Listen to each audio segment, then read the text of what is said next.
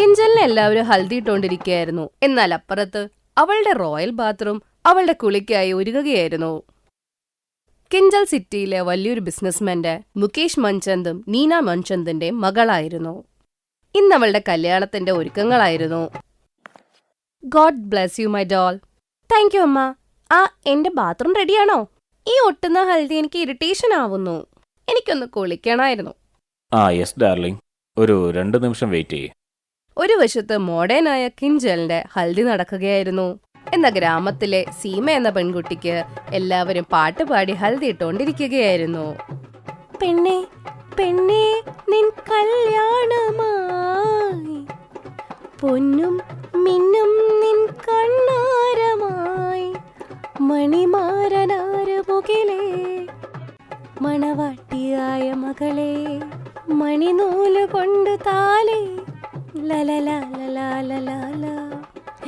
പെണ്ണേ പെണ്ണേ നിൻ കല്യാണമായി, പൊന്നും മിന്നും നിൻ കണ്ണാരമായി, മണിമാരനാരു മകളെ, മണവാട്ടിയായ മുകിലേ മണിതൂത് കൊണ്ട് താലി. സീമ അടുത്തുള്ള കുളത്തിൽ പോകുമ്പോ കിഞ്ചൽ അപ്പുറത്ത് റോയൽ ബാത്റൂമിൽ പോകുന്നു. ഓഹോ, ഈ ബാത്റൂമിൽ ജമന്തി പൂ ആരാ ഇട്ടത്? റോസാപ്പൂവിന്റെ ഏതളല്ലേ ഇടേണ്ടത്? കിഞ്ചൽ വലിയ വീട്ടിലെ ആയതുകൊണ്ട് അവളുടെ ദേഷ്യവും വലുതായിരുന്നു. കിഞ്ചലിന് ഗ്രാമത്തിലെ ഒരു പയ്യനെ ഇഷ്ടമാകും. കിഞ്ചലിന്റെ സന്തോഷത്തിന് വേണ്ടി അവളുടെ അച്ഛനും അമ്മയും അവൾക്ക് ഇഷ്ടമുള്ള ആളുടെ കൂടെ അവളുടെ വിവാഹം നടത്തും. അവിടെ അമ്മന്റെ അനിയന്റെ കല്യാണം സീമയായിട്ട് നടക്കും. അങ്ങനെ രണ്ടുപേരും മണ്ണുകൊണ്ടുണ്ടാക്കിയ വീട്ടിലേക്കാണ് വന്നു കയറുന്നത്. ഗൃഹപ്രവേശം ചെയ്യുന്ന സമയത്ത് കിഞ്ചൽ ഈ വീടിനെ കണ്ടിട്ട് പറയും, അമൻ, ഇതാണോ നിന്റെ വീട്? അതെ മോളെ, ഇതാണ് ഞങ്ങളുടെ ചെറിയ വീട്.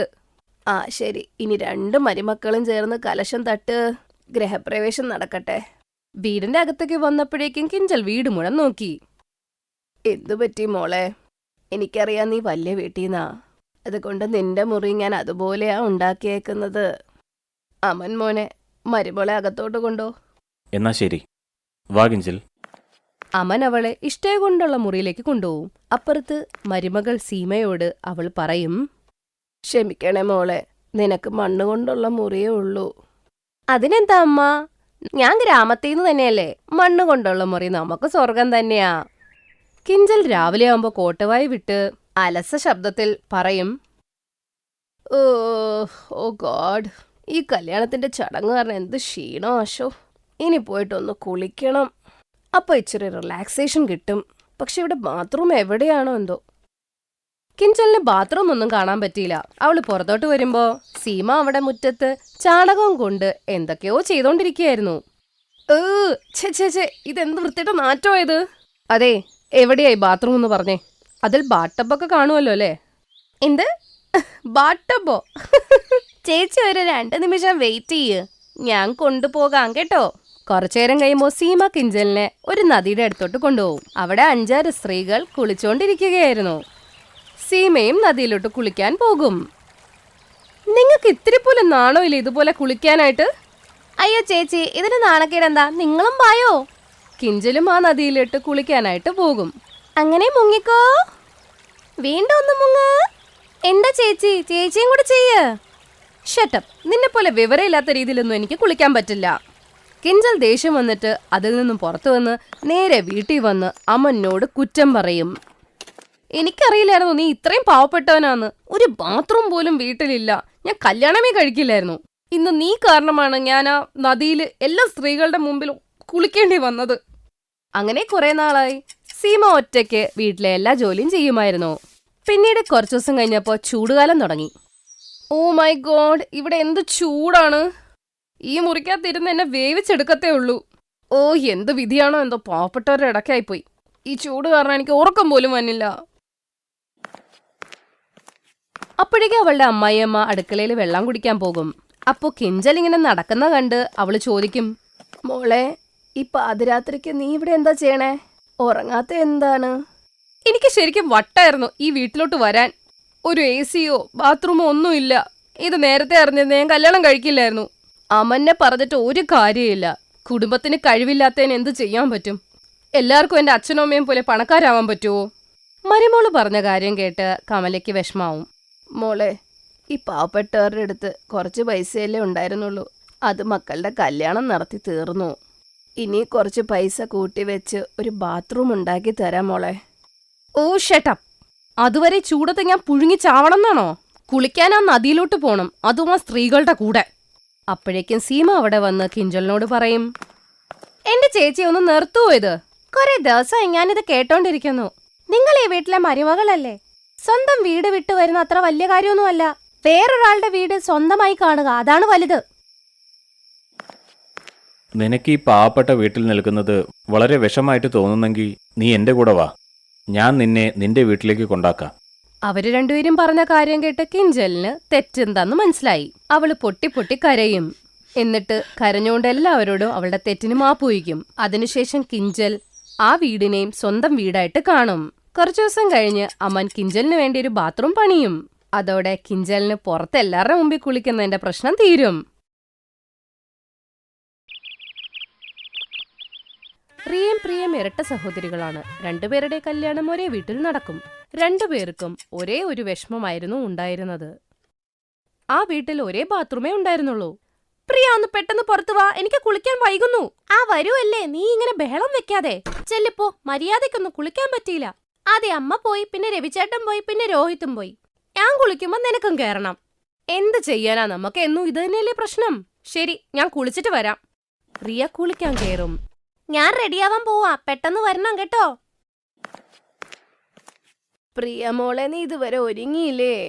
പൂജയുടെ സമയായി. തിരുമേനി ഇപ്പൊ അങ്ങെത്തും. റിയ മോൾ എവിടെ? റിയ കുളിക്കാൻ പോയി. എപ്പോ നോക്കിയാലും രണ്ടുപേരും ബാത്റൂമിന്റെ അടുത്താ. പെട്ടെന്ന് ഒരുങ്ങി അങ്ങോട്ടേക്കങ്ങ് വാട്ടോ.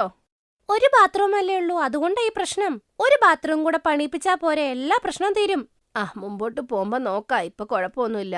ഇപ്പൊ ഇതുകൊണ്ട് കാര്യം നടക്കുന്നില്ലേ? നിങ്ങൾ രണ്ടുപേരും ഒരുപാട് സമയമെടുക്കും. അതാ ഒരു ബാത്റൂമേ ഉള്ളൂ എന്ന് പറഞ്ഞ് സംസാരിച്ചോണ്ടേയിരിക്കും. റിയേം പ്രിയേം എന്നും പറയും ഒരു ബാത്റൂം കൂടെ വേണമെന്ന് അമ്മയോട്. അമ്മയാണെങ്കിൽ എന്തെങ്കിലും പറഞ്ഞ് അങ്ങ് ഒഴിഞ്ഞു മാറുകയും ചെയ്യും. രവി, നിങ്ങൾക്കറിയാലോ ഇവിടെ ഒരു ബാത്റൂമേ ഉള്ളൂ. അതും പറഞ്ഞ് പ്രിയേം ഞാനും ഇപ്പൊ എന്നും സംസാരമാ. ഒരു ബാത്റൂം കൂടെ പണിക്ക്. ഞങ്ങൾക്ക് രണ്ടുപേർക്കും ഭയങ്കര ബുദ്ധിമുട്ടായത്. അമ്മയാണെങ്കിൽ അമ്മയുടെ ബാത്റൂം ഉപയോഗിക്കാൻ സമ്മതിക്കുന്നുമില്ല. ബാത്റൂം ഒന്നേ ഉള്ളൂ, അതുകൊണ്ട് ഞങ്ങൾക്ക് കറക്റ്റായിട്ട് ഒന്നും ചെയ്യാനും പറ്റുന്നില്ല. അമ്മയ്ക്കാണെങ്കിൽ ഇതൊന്നും പറഞ്ഞിട്ട് മനസ്സിലാവുന്നില്ല. എന്നിട്ട് ഞങ്ങളുടെ കുറ്റങ്ങൾ അങ്ങ് പറയും.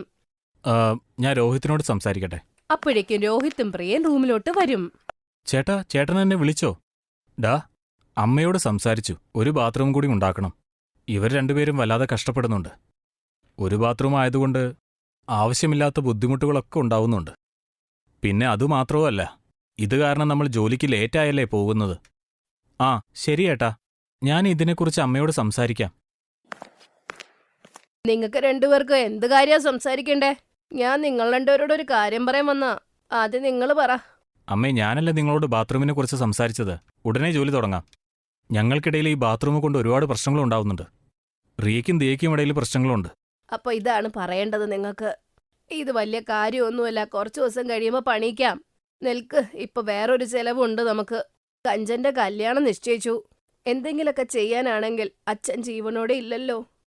അതുകൊണ്ട് അതിനു പകരം നമ്മൾ എന്തെങ്കിലും കഞ്ചൻ മോൾക്ക് ചെയ്തേ പറ്റൂ. എങ്ങനെ പോയാലും ഒരു 50,000 ചെലവ് വരും. രണ്ടുപേരും കൂടെ ചേർന്ന് വേണം കഞ്ചൻ മോളുടെ കല്യാണത്തിന് എന്തെങ്കിലും ചെയ്യാൻ. അതിനുശേഷമേ ഞാൻ ബാത്റൂമിനെ കുറിച്ച് ഇനി പറയുന്നുള്ളൂ.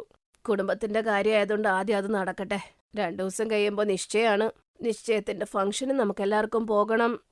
കലാവതി ബാത്റൂമിന്റെ കാര്യം അങ്ങ് വിഴുങ്ങുകയും ചെയ്തു. 2 ദിവസം കഴിഞ്ഞ് നിശ്ചയത്തിന്റെ ദിവസമായി. പ്രിയ ശ്രദ്ധിച്ച് കേൾക്കൂ. പെട്ടെന്ന് ഒരുങ്ങി വന്നോണം. ഉച്ചയ്ക്ക് 12 മണിക്കാണ് ഫംഗ്ഷൻ. ലേറ്റ് ആവാൻ പാടില്ല. രവിയും രോഹിത്തും കുളിച്ചൊക്കെ വൃത്തിയായി ഒരുങ്ങി. ഞാൻ ദാ ഒരുങ്ങാൻ പോവുകയാട്ടോ. ഇനി നിങ്ങൾ രണ്ടുപേരും പെട്ടെന്ന് പോയി കുളിച്ച് റെഡിയായിട്ട് വരണം. 10 മണിയായി. നിങ്ങൾ രണ്ടുപേരും ബാത്റൂമിൽ ഒരുപാട് സമയമെടുക്കും. കുടുംബത്തിന്റെ ഫംഗ്ഷനാണ്, നമുക്ക് ലേറ്റ് ആവാൻ പറ്റില്ല. ഒരു കാര്യം ചെയ്യേ പ്രിയ, നീ ആദ്യം പോയി കുളിച്ചോ. ഞാനിപ്പോ ഫേസ് പാക്ക് ഇട്ടതേ ഉള്ളൂ. കുറച്ചു നേരം എനിക്ക് എടുക്കും. നീ അപ്പോഴത്തേക്കും കുളിച്ചിട്ട് വാ. ശരി, ഞാൻ പെട്ടെന്ന് കുളിച്ചിട്ട് വരാം.